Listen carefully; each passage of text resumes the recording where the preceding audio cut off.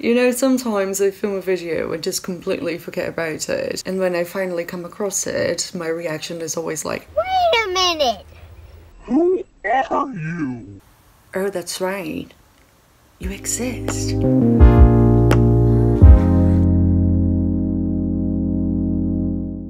Well, hello there, welcome back. So as you probably gathered from that intro, I filmed this video a while ago, and then I completely forgot about it, because apparently that's just the way my brain works. This video you're watching right now was a vlog I did for a readathon that took place in December called the Shorty Shuffle. Shorty just sounds so weird in my accent, I don't know if you'll be able to understand the word. So the Shorty Shuffle again was a readathon that took place from December 7th to the 20th, I think, and it was dedicated basically to reading like novellas and the shortest books on your TBR. As per usual, I was late to the party, you know, so I joined the readathon, I believe it was a week into it, and I decided to take it as an opportunity to film the second installment in my The Quest for the Best series, which is a series on my channel where I read polyamory books or books with polyamory representation in them, kind of trying to find, you know, the good ones and going through a few bad ones as well. And even though it's a serious project, as of right now there's only one video up, there's this one, of course. I am a non-monogamous person, so this series is very important to me and very dear to my heart, and, you know, just very personal to me, and I'm just very excited and invested in it, despite the fact that it doesn't seem that way. That's what it is. And so basically I decided to mix together the Shorty Shuffle with the Quest for the Best and read 5 polyamory novellas I had on my Kindle. And since this intro is so fucking long already, let's just go over the books that I read for the vlog. So the first one was Sing for the Coming of the Longest Night, which is a mouthful of a title. And it was written by Katherine, Fabian and Iona Datt Sharma. This is a fantasy novella with 105 pages. So this follows Leah and Datt, who both have a relationship with this wizard type guy. I'm not sure if wizard is a right word. Wizard, warlock, magician, I don't know. So they both have a relationship with this guy, but they don't have a relationship with each other. And the guy disappears out of thin air, and so the two of them kind of have to band together in order to find the boyfriend, which would have been fine if it weren't for the fact that the two of them really dislike each other. Then I read Ghosts, Gangsters and Garlands. That's also very hard to say. And this is by Jana Denardo. This follows a triad of ghost hunters who decide to take a vacation on this very secluded hotel, I think.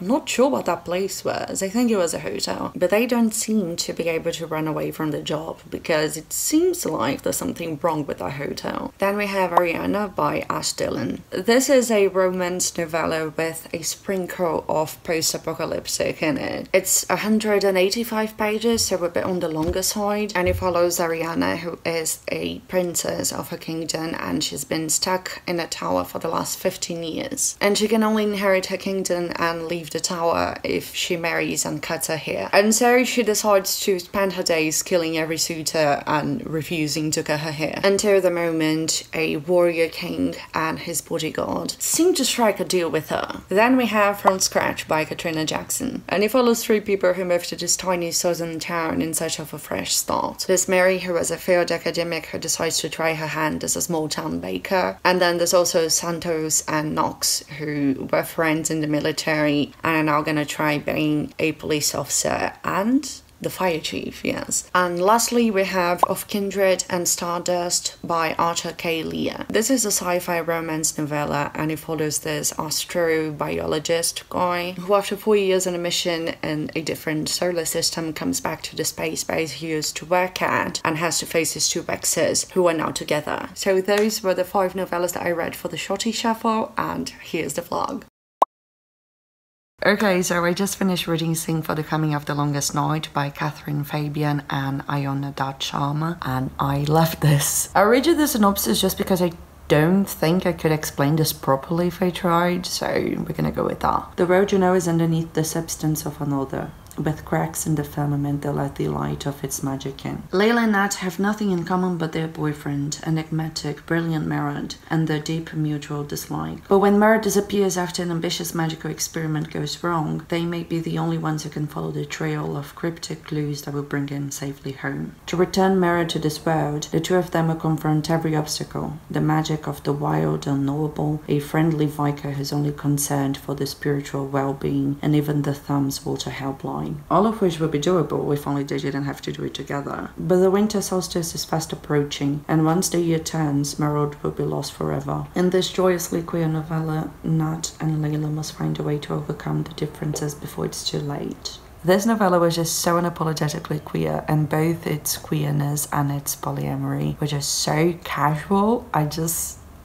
I really loved it. The writing was very quirky and very funny, and I loved the characters. You know, they were great. They were all quite complex and multifaceted. It was super well written, and I really liked the plot too. I especially like this because it depicts a different configuration, I guess you could say, of polyamory.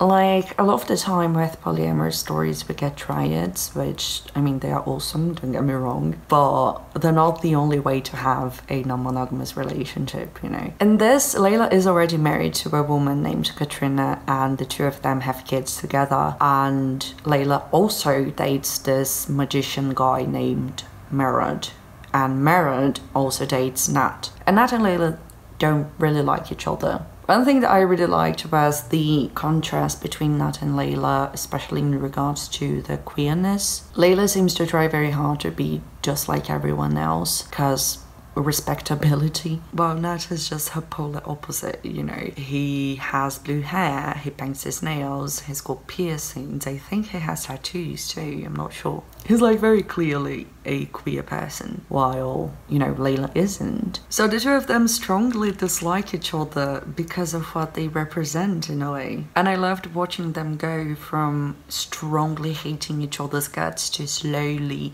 starting to like the other and to understand the other. I really loved all the characters, you know, even the side characters, and I loved the plot. I loved all the resolutions at the end.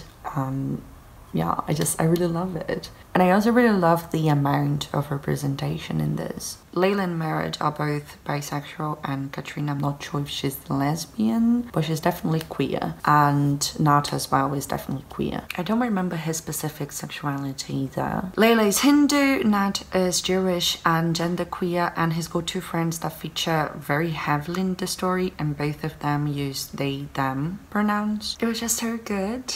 And, you know, so casually and comfortably and unapologetically queer and polyamorous. In the end, I gave this novella 5 out of 5 stars. You probably gathered that, you know, from my gushy.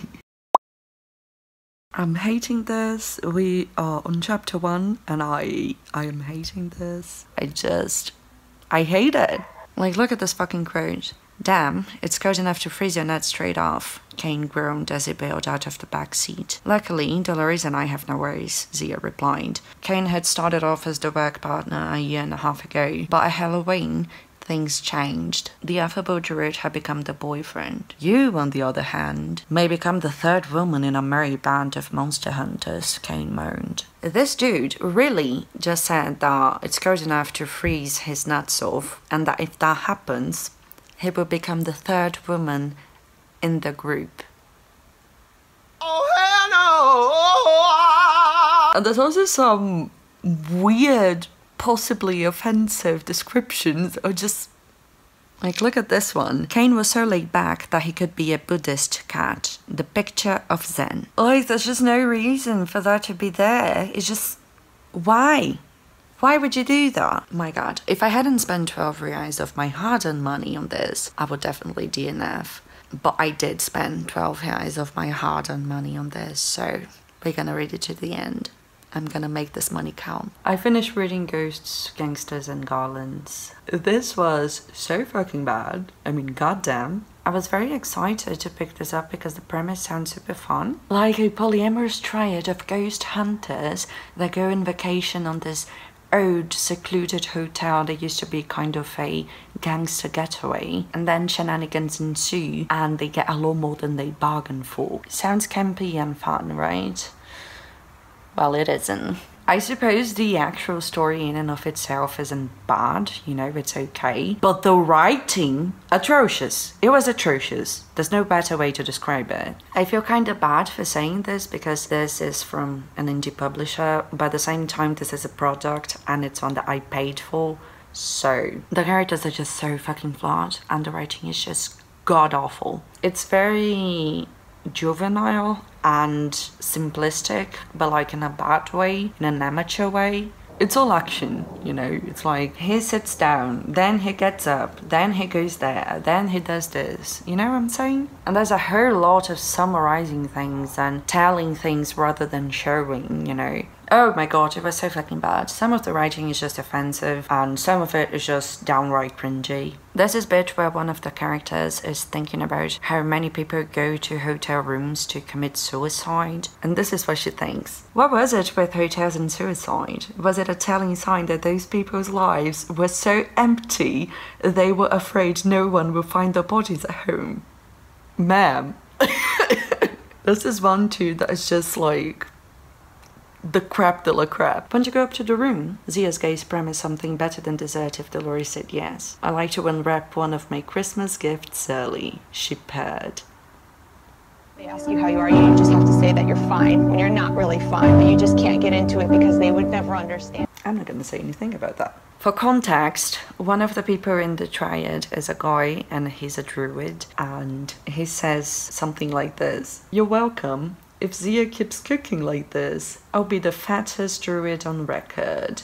To which Zia replied, "And you have no worries about getting fat with the workout regime of yours. Because, you know, gaining weight is apparently the worst fate imaginable to any human being. So yeah, I really like the idea of it, like the premise, the world, the magic, even the plot. The execution though, absolute shit. So yeah, I hated this, and this is a 1-star read, but I would rate it lower if I could. So that's that. Oh my god, not the stupid miscommunication. This was going so well. I don't know why authors keep doing this. You ruined a perfectly fine story. For what? Hi, hey, hello. Apparently we're gonna have to do this, but this gold light all over me. So I just finished Ariana by Ash Dillon, and overall, I actually quite liked it. So this takes place in a post-apocalyptic, that's a very hard word, United States, where different territories became kind of like different kingdoms. Like they became independent from each other, and each of them has a different type of government, if that makes sense. So we have states that became monarchies, and states that became republics, and states that became parliaments, etc, etc, etc. I honestly don't know why I spent so much time explaining this, because it's quite honestly very inconsequential to the story. Like, it could have taken place in any sci-fi / fantasy land and it would have been fine, you know. It doesn't really make a difference in it. But anyway, we have Ariana, who is the titular character, and she is the princess of one of the kingdoms. She's been trapped in a tower for the last 15 years because of her father's will, which I do realize sounds very weird, but what happened was 15 years ago her father died and he hated her because sexism. So when he died, he left a will saying that she could only inherit the kingdom if she got married, and she would have to cut her hair during the ceremony, you know, the wedding ceremony, in a sign of surrender / submission. And in the meantime, while she wasn't married yet, she would have to stay in that tower. She couldn't leave the tower ever. This whole debacle has an expiration date, so if she fails to fulfill all the requirements in time, she would just lose everything. And when the story starts, Ariana has already killed 3 of her suitors because she refuses to marry them. I mean, that's a boss-ass bitch move. The other two main characters are a warrior king from another kingdom who is Ariana's fourth suitor and his bodyguard. The two of them have this kind of no strings attached relationship, you know, they are fuck buddies essentially, but both of them have feelings for the other and both think their feelings are unrequited. And the bodyguard also lost the person he loved, you know, romantically many years ago, and he's going to do anything to prevent the king from dying too, because he loves the king and he has already lost someone he loves and he is not gonna let it happen again. So it's basically about the three of them coming to an agreement, I guess you could say. Okay, so right off the bat, my biggest problem with this novella was that it takes place in a single day. I had to really suspend my disbelief to buy this very strong affection that some of the characters had for each other out of nowhere. I think had it taken place in a longer period of time, you know, even if it was just like a week, this problem would have been solved. Particularly Devon, who is the king, his affection towards Ariana was a bit too insta-lovey for my taste. The whole post-apocalyptic setting wasn't really explored at all, but I personally didn't really mind it because it wasn't really the point of the story. It was more like just a background for the romance, you know. The writing was okay, it was decent most of the time, but you know, nothing special. It did have some very cheesy lines every now and then though, so it's fine. I really liked the smart though, you know, it wasn't like spectacular, but it was good. As for representation, I think Ariana is Middle Eastern because she has light brown skin and she has a prayer rug. I mean, not necessarily Middle Eastern, but I think she's Muslim. She's also plus size and both the men are bisexual. So yeah, I would say this was a solid 3-star read all around. Okay, so the pandemic officially got to me. I mean, it had gotten to me before, but this was definitely another confirmation. I'm reading from scratch by Katrina Jackson now, and I just got to a part where the main character, one of the main characters, is officially opening her bakery. And she talks about the huge line of people outside who are basically, you know, waiting to get into the bakery, and how there's just so many people outside waiting to get in. And I was like, a crowd? In this pandemic?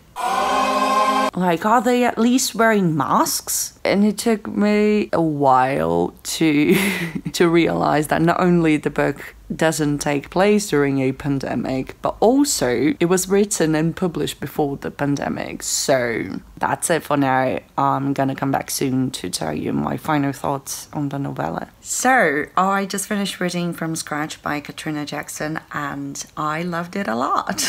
This was my first Katrina Jackson and I loved it so much that I already bought like 2 other books by her. This is an MMF novella that follows 3 main characters, Santos, Knox and Mary. The 3 of them have just recently moved to this small town in the south of the United States called Seaport. Knox and Santos actually knew each other before because the 2 of them served together in the army, and the 2 of them are queer as well. I believe Knox is bi, and the author has confirmed that Santos is pansexual, which we love to see it. The word pansexual is not on page, but he describes his sexuality, and the author has confirmed that he is pansexual.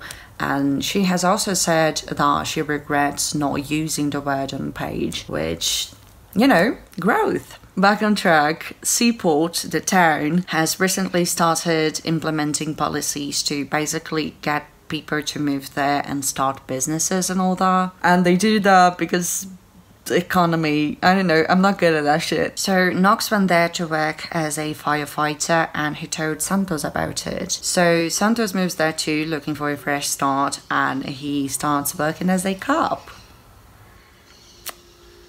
Anyway, and then there's Mary, who was an extremely unhappy and unfulfilled academic, and she moved to Seaport looking for a fresh start as well, which for her was basically starting her own business and opening a bakery of hers. So the 3 of them meet and the attraction is pretty much instantaneous, and the 3 of them wanna bang and have a relationship, and the story basically goes from there. I really loved the writing in this. I thought it was very funny and quirky, if that makes sense. There's quite a lot of info dumping, but I personally didn't really mind it because I felt that the voice, you know, the narrator voice, the writing voice, made it flow really well with the story. I don't know if that makes sense. It didn't bother me, basically, because I really liked the way it was written. The characters were great, the story was good. The conflict at the end was a bit convoluted, but it didn't really hinder my enjoyment of the novella. The smut was amazing. It was cute when it needed to be, it was hot when it needed to be, and it was funny when it needed to be. I really loved this, you know, and I really loved reading it. As for representation, Knox is a black bisexual man. Mary is a plus-size black woman who owns her own business, and she is very unapologetic about being attracted to and interested in both these men. And Santos is Latinx and pansexual. I'm not sure if he's a black Latina or a brown Latina. His skin is described as light brown, but he's definitely not white, so... I did take a look at some of the Goodreads ratings that this book got, and I saw a lot of people saying that what turned them off from the story was that the attraction between all of the characters was instantaneous and that, you know, they really quickly got into a relationship together. That wouldn't in and of itself be a problem because, you know, you're allowed to like or dislike whatever you want. The problem is that I saw a lot of people saying that that is unrealistic, ma'am.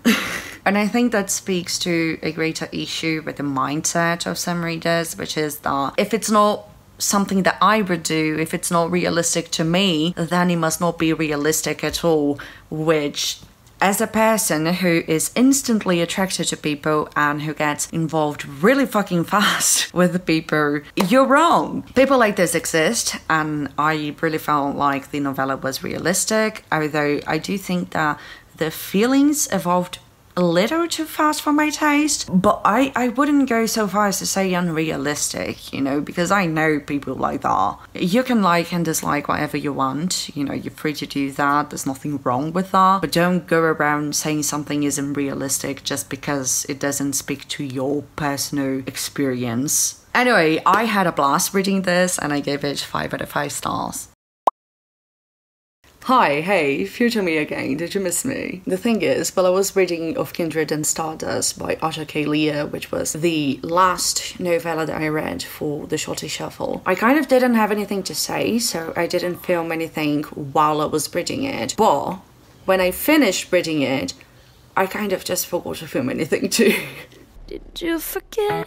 I am so sorry. So I'm here now to just briefly talk about it because I still don't have a lot to say about it, to be quite honest with you. I ended up giving this 2 out of 5 stars. I didn't really like it. First of all, I did not click with the writing at all, but I honestly can't tell you if the writing is actually bad or if this is just, you know, a matter of personal preference. I am not sure. I personally didn't like it. I also felt that the main character especially and the woman in the triad were quite childish, and so I was very surprised when it was revealed that the main character, you know, the guy who came back from the mission, was actually in his 30s, and so was one of the other love interests. I also didn't really like any of the characters, like I didn't connect with any of them, which is sad because this sounds like something that I would really love, which is why I picked it up in the first place. But sadly, I just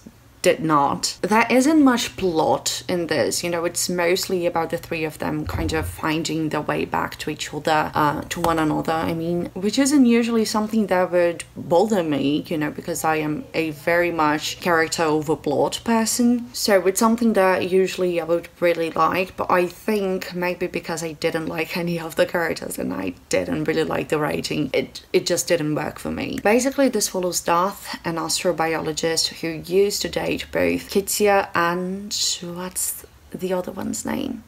Mac? I think it's Mac. He used to date both of them, but like separately, but it was consensual, like he wasn't cheating on any of them until the moment the two of them kind of gave him an ultimatum. Is that how you say the word?